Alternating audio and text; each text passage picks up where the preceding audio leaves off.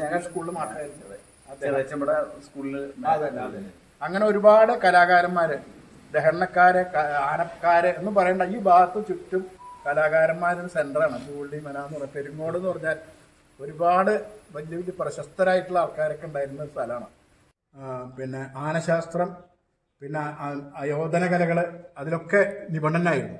അദ്ദേഹത്തിന് തുടങ്ങി വെച്ച അദ്ദേഹത്തിൻ്റെ നേതൃത്വത്തിൽ ഇന്നും അദ്ദേഹത്തിന് സ്മരണയിൽ നടന്നു വരുന്ന ഒരു കളരിയാണത്, പൂള്ളി കളരി. ഇവിടെ ഒരുപാട് വിദ്യാർത്ഥികൾ പഠിച്ചു പോയിട്ടുണ്ട്, ഇപ്പോഴും പഠിച്ചുകൊണ്ടിരിക്കുന്നുണ്ട്. അങ്ങനെ വളരെ ഉയർച്ചയിൽ ഇതൊക്കെ അദ്ദേഹത്തിന്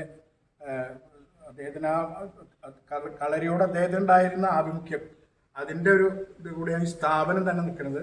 ഇവിടെ ഒരുപാട് പേര് വന്ന് പഠിക്കാൻ വരുന്നുണ്ട്. അങ്ങനെ ഒരു പൂള്ളി കളരി, അതിൻ്റെ അകത്താണ് നമ്മൾ നിൽക്കുന്നത്.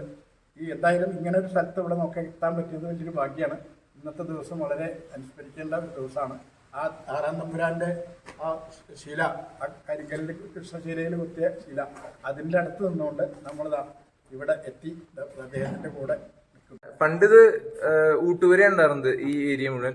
1938 കാലഘട്ടത്തിലാണ് ഗ്രാൻഡ് ഫാദർ കളരിപ്പായിട്ട് ഒരു സ്ഥലത്ത് പ്രദർശനം കാണാൻ വേണ്ടിയിട്ട് പോലും സി വി നാരായണ നായരുടെ പ്രദർശനം കാണലും.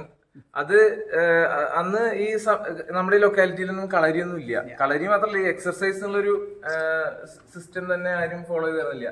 കുറെ ഈ നമസ്കാരം കാര്യങ്ങളൊക്കെ ചെയ്തിരുന്നു, അല്ലാണ്ട് ഒരു പ്രോപ്പർ ആയിട്ടുള്ള എക്സർസൈസ് എന്നുള്ള ഒരു കാര്യങ്ങളൊന്നും ആർക്കും അറിയണ്ടായിരുന്നില്ല. അപ്പൊ ആ ഒരു കാലഘട്ടത്തിൽ ഗ്രാൻഡ് ഫാദർ പഠിക്കുക പറഞ്ഞാൽ കുറെ എതിർപ്പുള്ള കാലഘട്ടം ഉണ്ടായിരുന്നത് ഈ പറഞ്ഞ കാര്യങ്ങളൊക്കെ പഠിക്കുന്നതിന്.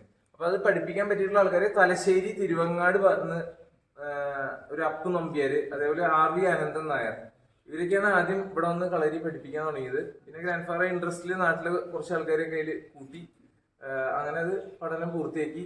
പിന്നെ ആ കളരി അടുത്ത ജനറേഷനിലെ വിദ്യാർത്ഥികൾക്ക് വേണ്ടിയിട്ട് ഫ്രീ ആയിട്ടാണ് ഇവിടെ പഠനം ഇപ്പോഴും തുടങ്ങുന്നത്. അങ്ങനെയാണ്. അതെ, ഞങ്ങൾ തന്നെയാണ് ക്ലാസ് എടുക്കുക.